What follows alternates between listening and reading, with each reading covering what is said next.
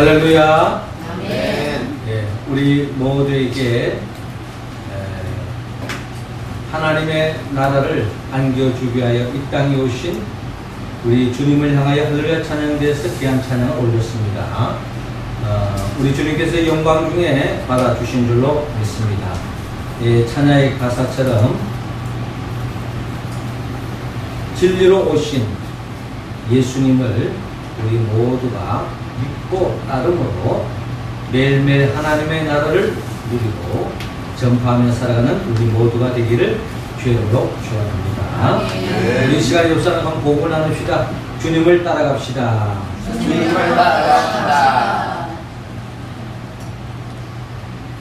영국의 경험주의 철학자 프란시스 베이컨이 남긴 말 중에 사람을 곤충으로 비유한 바가 있습니다.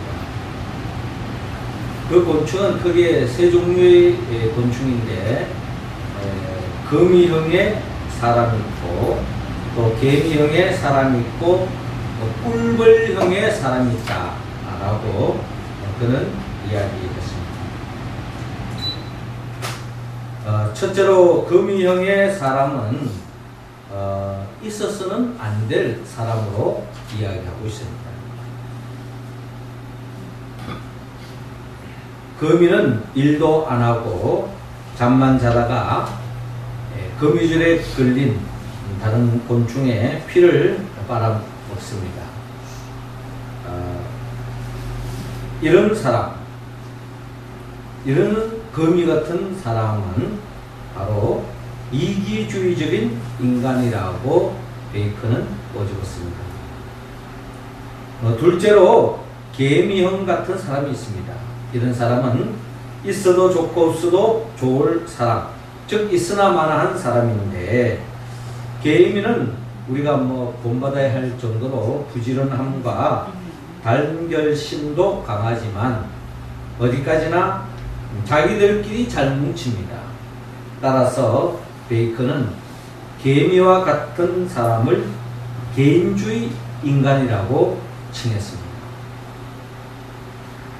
세 번째로 베이컨은 꿀벌형의 사람이 있는데 이런 사람은 꼭 있어야 할 사람으로 분류하고 있습니다. 꿀벌은 조직력도 강하고 부지런합니다.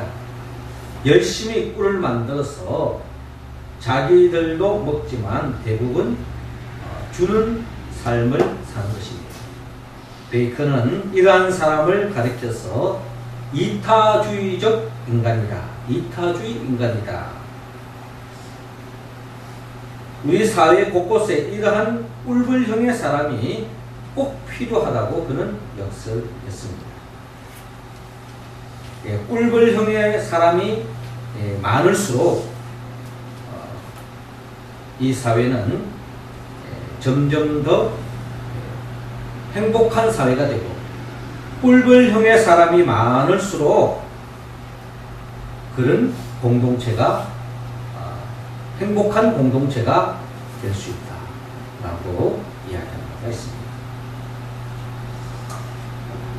예수님은 이 땅에 오셔서 제자들을 불렀습니다. 제자들에게 향한 주님의 바람이 있었다면 제자들이 거미형의 인간 또는 개미와 같은 인간형이 아니라 아마 꿀벌과 같은 그런 사람들로 세우기 위한 주님의 뜻이 있었습니다. 이러한 주님의 뜻은 일찍이 창세기 12장에 하나님께서 아브라함을 부르셨던 그 목적과 다름이 없습니다. 하나님이 아브라함을 불렀을 때에 하나님은 아브라함을 축복의 통로로 쓰기 위해서 하나님께서 아브라함을 불렀습니다.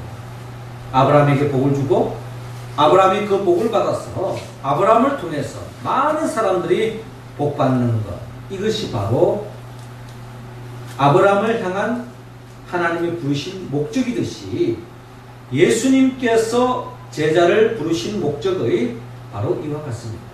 제자들을 통하여 제자를 통하여 많은 사람들이 하나님의 나라를 되찾고 경험하고 또한 그 복을 전하기 위해서 하나님은 하나님의 나라의 일꾼으로 쓰기 위해서 제자를 불렀습니다. 예수님은 제자들만 부른 것이 아니라 오늘 이 시대를 살아가는 저와 여러분들을 동일하게 불렀습니다. 그래서 우리는 지난 주일에 예수님께서 어떻게 보면 마태복음 28장 마지막 절에 말씀한 것처럼 우리를 향한 사명을 밝히고 있었죠.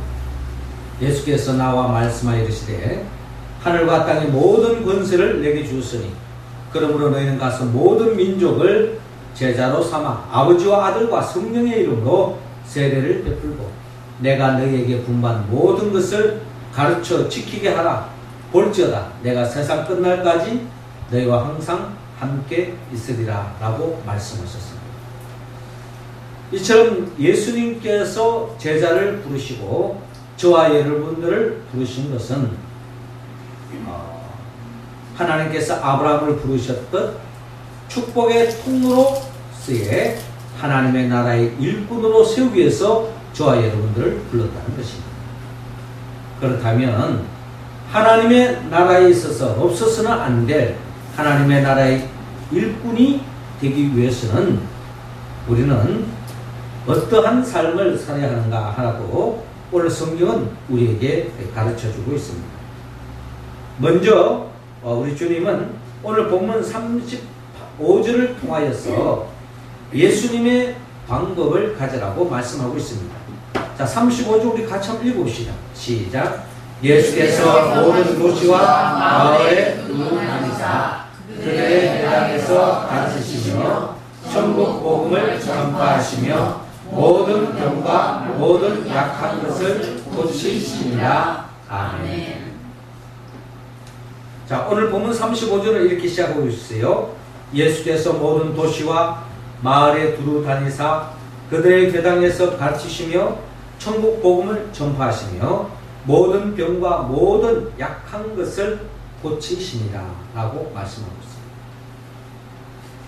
있습니다. 예수님께서는 이 땅에 일찍이 아브라함을 통하여서 보여주었던 축복의 통로의 삶이 무엇인가, 그 삶을 구현하기 위해서 우리에게 보여주기 위해서 하나님의 나라의 일꾼의 삶은 어떤 삶을 살아야 하는가 하는 것을 모범적으로 우리에게 보여주고 있는데 35절에 잘 나타나 있습니다. 예수님께서는 도시와 마을을 다니면서 특별히 회당을 중심으로 해서 하나님의 말씀을 가르치는데 전심전력을 다한 것을 볼 수 있습니다. 뿐만 아니라 천국 복음을 전파했죠. 그리고 모든 병과 모든 약한 것을 고치는 그러한 사역을 감당했습니다. 그러니까 예수님께서는 말씀을 가르치고 복음을 전파하고 또한 병든 자를 고침을 통하여서 축복의 통로로서 하나님의 나라의 일꾼으로서 하나님의 나라를 일구는 그와 같은 사역을 감당한 것을 바라보면서 주님은 제자들에게, 아니 우리들에게도 이와 같은 사역을 감당하라고 우리에게 말씀하고 있습니다. 이 사역을 감당하는 데 있어서 가장 중요한 것이 무엇보다도 하나님의 말씀을 가르치는 데 있습니다. 현대의학이 점점 발달되어 갈수록 병든 자든지 하면은 병원부터 문제가 합니다. 저도 개인적으로 하나님 앞에 기도하고 또 빨리 낫지 않으면 또 병원에 가서 또 엑스레이를 찍어본다든지 내시경을 찍어본다든지 내시경을 한다든지 나름대로의 방법을 또 택하기도 합니다. 그러나 어떠한 시대를 떠나서라도 우리가 놓치지 않아야 할 부분이 있다면 그것은 바로 하나님의 말씀이라는 것입니다. 하나님의 말씀은 우리가 하나님의 나라를 회복하는 데 있어서 가장 중요한 것이 바로 하나님의 말씀입니다. 우리가 잘 아는 것처럼 에덴 동산에서 아담과 하와가 에덴 동산의 그 행복, 그 기쁨을 언제 상실하고 말았느냐? 하나님의 말씀을 소홀히 하고 하나님의 말씀대로 순종하지 않았을 때에 에덴 동산 하나님의 나라의 그 복을 잃어버리고 말았던 것입니다. 그렇기 때문에 주님께서 가는 곳곳마다 하나님의 말씀을 가르치는데 전심전력을 다했던 것처럼 우리들도 하나님의 말씀을 가르치든지 배우든지 하나님의 말씀에 참여해야 한다. 왜? 하나님의 말씀대로 살아가는 그 인생을 하나님이 더없이 축복해 주시고 더없는 행복한 삶으로 나아갈 수 있기 때문입니다. 이번 주간에 우리가 이제 새벽기도의 에스라를 끝내고 느헤미야 말씀을 매일매일 한 장씩 우리가 읽어가고 있는데 지난 토요일날 이 느헤미야 1장의 말씀을 나누었습니다. 느헤미야 1장에 보면은 느헤미야가 하나님 앞에 기도를 하고 있는데 이 느헤미야가 하나님 앞에 기도할 수밖에 없었던 상황은 이미 이스라엘이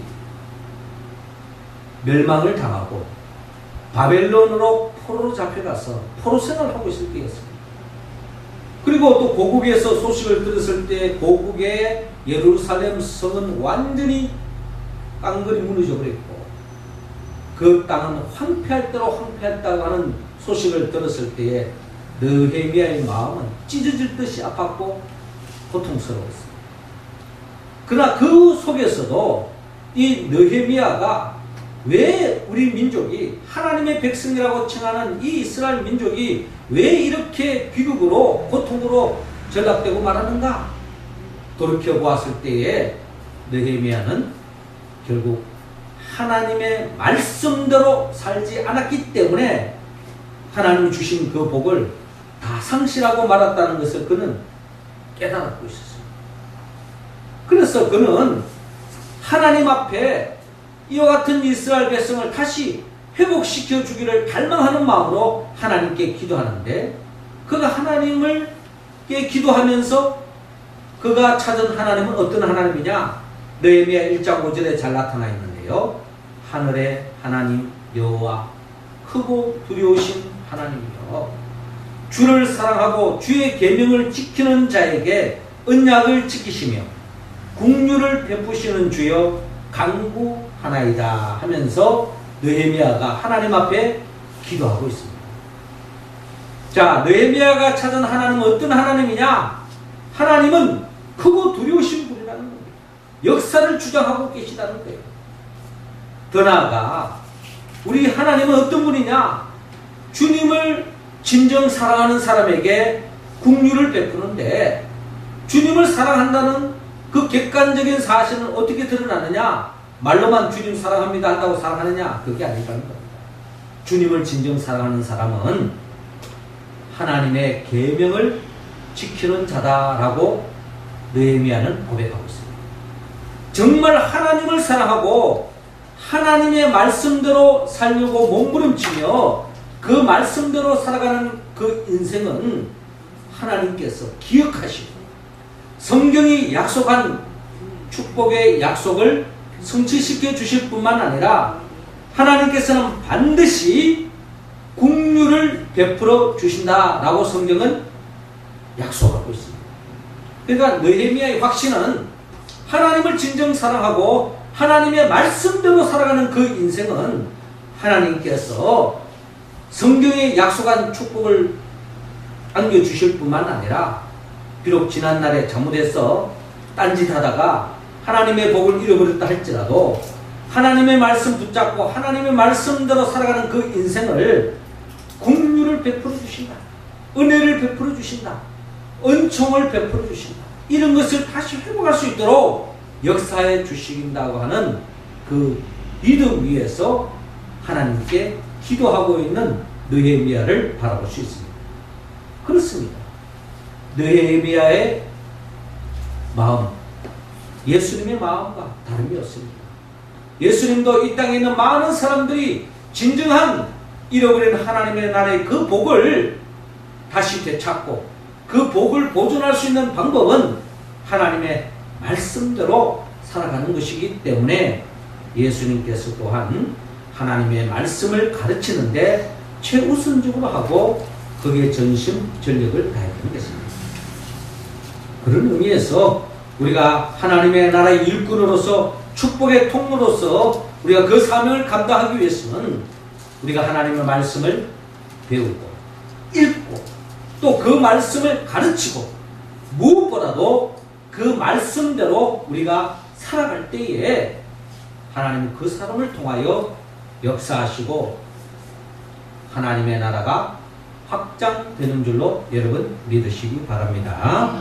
저와 여러분들이 그 말씀에 순종하여서 느헤미야와 같이 예수님과 같이 하나님의 나라에 없어서는 안 될 꿀벌과 같은 그와 같은 하나님 나라의 일꾼이 다 될 수 있기를 주의 이름으로 축원합니다. 이어서 하나님의 나라에 꼭 있어야 할 일꾼으로 살아가기 위해서는 하나님은 오늘 보면 36절을 통하여 예수님의 마음을 품으라고 말씀하고 있습니다.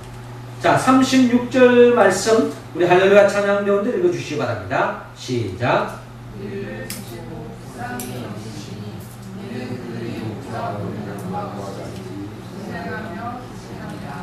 아멘. 자, 이어지는 본문 36절에 무리를 보시고 불쌍히 여기시니 이는 그들이 목자 없는 양과 같이 고생하며 기진함이라 라고 기록되어 있습니다. 예수님께서 예수님 주변에 있는 많은 사람들을 바라보면서 그들을 불쌍히 여겼는데 불쌍히 여길 수밖에 없는 것은 그들이 목자 없는 양과 같더라. 목자 없는 양과 같아서 고생하고 기진맥진해 있더라. 그 삶에 의욕도 없고 패기도 없고 절망 속에 낙심 속에 마지 못해서 죽지 못해서 살아가는 그런 인생들을 바라보면서 주님께서 목자 없는 양과 같은 그들을 불쌍히 여겼다. 이것이 바로 주님이 모든 인생을 바라보는 마음이었다. 주님은 이런 마음을 저와 여러분들이 품기를 원합니다. 주님이 바라본 모든 인생은 목자 없는 양과 같이 주님이 바라보았습니다. 여러분, 양은 어떤 존재인가? 우리가 잘 아는 양은 특별히 방향 감각이 없습니다. 다른 많은 짐승들 같은 경우는 집을 나가면 다시 돌아오는 경우가 많아요. 뭐 개도 그렇고 고양이도 기르고 소도 갔다가 자기 집으로 돌아오는 경우도 없지 않아 있는데 특별히 양들은 이 방향 감각이 없어가지고 집을 한번 나가버리면은 그 누가 데리고 오지 않은 한은 자기 집으로 돌아오는 경우가 거의 없다고 이야기해요. 양들은 방향 감각이 없습니다. 뿐만 아니라 이 양들은 참 두려움이 많습니다. 다른 동물과 같이 어떤 자기 자신을 보호할 만한 그런 무기가 없어요. 날카로운 이빨이 있다든지 무슨 뿔이 있다든지 또 때를 따라서는 밀접한 그런 어떤 발걸음이 있다든지 이런 것도 아니고, 그래서 어떤 자기 자신을 보호할 만한 그런 장치가 없다 보니, 무기가 없다 보니 더없이 두려움에 빠져 있는 것이 양들의 특징이라는 것입니다. 그리고 또 양은 의외로요 많이 두렵다고 합니다. 우리가 생각하기에 양과 염소 이렇게 성경의 비유를 많이 합니다만은, 염소는 대체로 금기 때문에 웬만히 이렇게 지저분하게 때를 타더라도 잘 토가 나지 않습니다. 근데 양들은 하얗기 때문에 우리가 흰 옷을 입으면 때가 잘 타잖아요.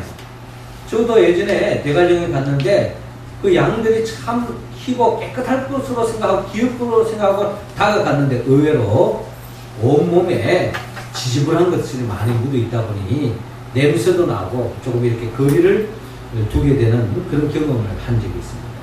한 번씩 사진으로 보면은 양들이 그렇게 참 귀엽고 또 이쁘고 또 하얀 어떤 이런 양들로 생각했는데 가까이 다가가니까 너무 지저분하더라는 겁니다. 자, 이런 양들을 바라보면 이런 양들의 모습이 주님이 바라보는 우리 인간들, 인생들의 모습과 크게 다를 바가 없다는 겁니다. 많은 인생들이 양들처럼 방향 감각이 없습니다. 어디로 가야 할지, 어디가 진리인지, 어디가 옳은 길인지 판단하지 못하고 여기에서 이런 말하면 거기에 속기도 하고 또 다른 사람이 또 다른 말하면 거기에 속기도 하는 것이 또 우리 사람들의 모습입니다.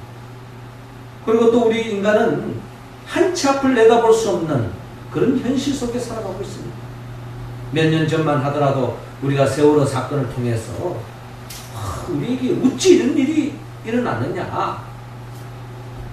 제가 영국에서 이제 박사 공부를 끝나고 한국에 돌아왔던 제 친구가 어떻게 우리 대한민국에 세월호에 이런 사건이 일어날 수 있느냐, 21세기에 국제적인 망신을 하고 막 그냥 노발대발을 하더라고요.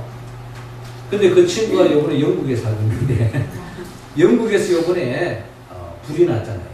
고층 아파트에 순식간에 뭐 100명 이상의 흔적도 없는 그런 정말 이 선진국에서 있을 수 있는가? 오늘 이 현대를 살아가면서 이런 비극의 역사가 일어나는 것을 무슨 후진국도 아니고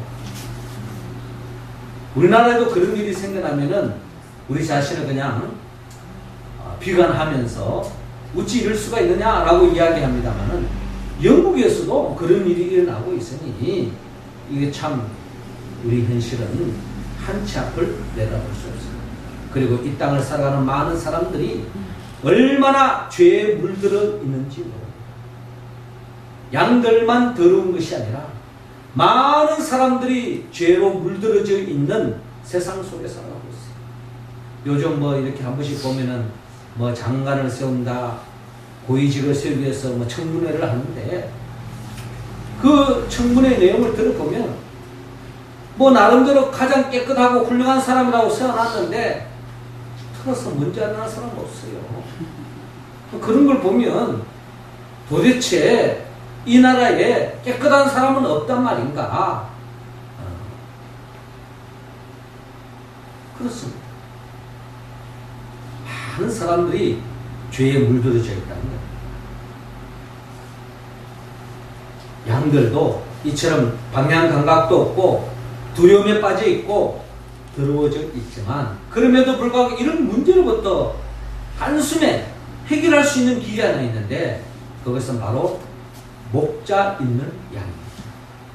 목자만 있으면 목자가 바른 길로 인도해 줍니다. 진리의 길로 인도해 줍니다. 또 목자가 함께하니 두려움이 필요 없습니다. 어떤 맹수가 달라들더라도 목자가 지켜주기 때문입니다. 또한 목자가 있으면은 어떠한 더러움으로부터도 깨끗이 씻음을 받을 수 있다는 것입니다. 그러나 목자 없는 양은 방향 감각도 없고 두려움에 빠질 수밖에 없고 더러워질 수밖에 없습니다.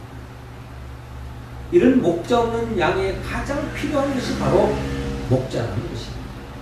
주님이 그 목자의 심정으로 이 양들에게 다가가는 것처럼 우리 주님이 우리 모두에게 이와 같은 목자의 심정을 가지고 우리 주위에 어디로 가야 할지 또 두려움에 빠져 있고 죄에 빠져서 불행의 삶을 살아가는 그들에게 목자의 심정을 가지고 그들에게 찾아가고 그들을 보살펴주고 그들을 품어주는 그 일을 감당하기를 주님은 원하고 있습니다. 양들은 좋은 목자가 필요합니다. 그래서 주님은 오늘 본문 37절에 이에 제자들에게 이르시되 추수할 것은 많되 일꾼이 적으니 그러므로 추수하는 주인에게 청하여 추수할 일꾼들을 보내주소서 하라 하시니라 하고 말씀하고 있습니다. 목자 없는 양들에게 꼭 필요한 것은 목자입니다. 이러한 목자를 주님은 37절에 추수할 일꾼으로 표현하고 있습니다. 추수할 일꾼. 이 땅에는 많은 사람들이 많은 생명들이 있다는 겁니다. 죽어가는 생명들. 그들을 구원으로 알곡으로 주께로 인도해야 되는데 이 일을 감당할 사람들이 많이 필요하다는 겁니다. 이 추수할 일꾼들을 보내달라고 제자들에게 기도하라고 주님께서 말씀하고 있습니다. 이 말씀은 추수할 일꾼은 바로 하나님이 보내준다는 겁니다. 내가 추수할 일꾼이 되고 싶다고 되는 것이 아니라 하나님이 불러 세워주지 않으면은 우리는 이 일을 감당할 수 없다는 것입니다. 그래서 주님은 우리 모두가 목자 없는 양들의 목자가 되기 위해서 목자의 심정을 가지고 마치 추수할 일꾼처럼 죽어가는 생명을 보담고 품어주고 그들을 세워주고 주께로 인도하는 그 사역을 감당하여서 진정한 하나님의 나라에 없어서는 안 될 그런 일꾼들이 다 되기를 주님은 원하고 있습니다. 마지막 세 번째로 우리가 그 사명을 감당하기 위해서는 예수님의 능력을 받으라고 오늘 본문 마태복음 10장 1절을 통하여 말씀합니다. 마태복음 10장 1절 우리 같이 한번 더 읽습니다. 시작. 예수께서 그의 12 제자를 부르사 더러운 귀신을 쫓아내며 모든 병과 모든 약한 것을 고치는 권능을 주시니라. 아멘. 자, 오늘 본문 마태복음 10장 1절에 예수께서 그 12 제자를 부르사 더러운 귀신을 쫓아내며 모든 병과 모든 약한 것을 고치는 권능을 주시니라 라고 말씀하고 있습니다. 그러니까 주님께서 이 제자들이 더러운 귀신을 쫓아내고 병든 자를 고치고 약한 사람을 고치는 그런 능력 있는 사람을 뽑은 것이 아닙니다. 이런 능력이 없음에도 불구하고 어떻게 보면은 그런 능력이 없지만 주님께서 그들에게 능력을 주셔서 권능을 주셔서 주님이 주신 그 권능으로 하나님의 나라의 일꾼의 사명을 감당하도록 역사하시는 우리 주님을 바라볼 수 있습니다. 그렇습니다. 예수님의 제자들은 처음부터 이와 같은 하나님의 능력을 드러낼 수 있는 만한 그런 능력의 소유자가 아니었습니다. 어떻게 보면 다 별걸로 없는 사람들이었습니다. 그러나 하나님의 능력이 부여되어질 때에 결국 그들은 예수님과 같은 동일한 사역을 감당하는 것을 우리는 바라볼 수 있습니다. 2절의 12사도의 이름은 이러하니 베드로라 하는 시몬을 비롯하여 그의 형제 안드레와 세베대의 아들 야고보와 그의 형제 요한, 빌립과 바돌로메, 도마와 세리마테, 알페의 아들 야고보와 다데오, 가나안인 시몬 및 가룟 유다 곧 예수를 판 자라 하고 말합니다. 예수님의 제자는 크게 세 종류로 우리가 분류할 수 있는데 프란시스 베이컨이 표현한 대로 가룟 유다 같은 제자는 금이 흉과 같은 인간이라고 표현할 수 있을 것 같아요. 결국 예수님을 팔아서 은 30냥을 챙겼던 정말 없었으면 더 좋을 뻔한 그런 삶을 살았던 것이 바로 가룟 유다였습니다. 그런데 나머지 11 제자들을 그들 또한 어떻게 보면은 개미와 같은 형의 인간이었습니다. 어떻게 보면 자기 개인주의에 빠져 있는 사람들이에요. 그러다 보니 예수님이 정말 어려움에 처했을 때에 말로는 주님을 끝까지 따라가겠습니다. 내가 목숨 바치는 한이 있더라도 주님을 사수하겠습니다 했던 제자들이었지만 자기들에게 막상 어려움이 다가오니까 불이익을 감당할 것 같으니까 예수님을 모른다 배반하고 갔던 사람들이 바로 11명의 제자들의 모습이었습니다. 그런데 그들이 언제 바뀌었느냐? 예수님께서 죽음의 권세를 깨뜨리고 부활하시고 그들에게 찾아오셔서 성령을 주시며 마가의 다락방에서 예수님의 이름으로 기도하여 성령 충만함을 받고 난 뒤에부터 이들이 완전히 프란시스 베이컨이 말하는 꿀벌형의 인간으로 일꾼으로 바뀌어진 것을 우리는 살펴볼 수가 있습니다. 그렇습니다. 제자들이 나아가 오늘 마태복음 10장 7절에 천국이 가까이 왔다고 복음을 전파하고 병든 자를 고치고 죽은 자를 살리며 나병 환자를 깨끗하게 하고 귀신을 쫓아내고 너희가 거저 받았으니 거저 주라 하는 그 말씀에 응답할 수 있었던 것은 바로 제자들이 주님이 주시는 권능, 그 능력이 임했기 때문에 이 일을 감당할 수 있었던 것을 바라볼 수 있습니다.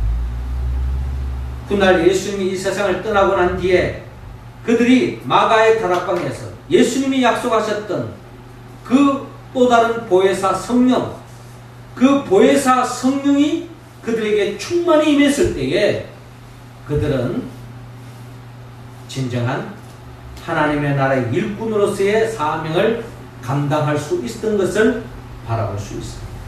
성령이 비둘같이, 성령이 불같이 임했을 때 그때서 그들은 비로소 하나님의 나라의 일꾼으로서의 사명을 감당할 수 있었습니다.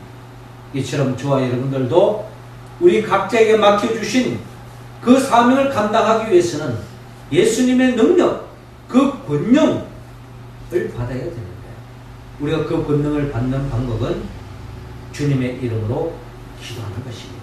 기도하면 마가의 다락방에 120문도들에게 성령이 충만히 임해서 하나님이 주신 능력으로 사명을 감당했던 것처럼 우리도 기도할 때에 반드시 그 능력이 임하여서 사도 바울과 같이 어떠한 어려움도 극복하고 하나님의 사명을 감당하는 저와 여러분들이 될 줄로 믿습니다. 아멘. 사랑하는 성도 여러분, 주님은 예수님의 제자를 불렀던 것처럼 저와 여러분들을 부르셔서 주님과 같이, 아브라함과 같이, 바울과 같이 하나님의 나라의 일꾼으로 축복의 통로로서의 사명을 감당하기를 원합니다.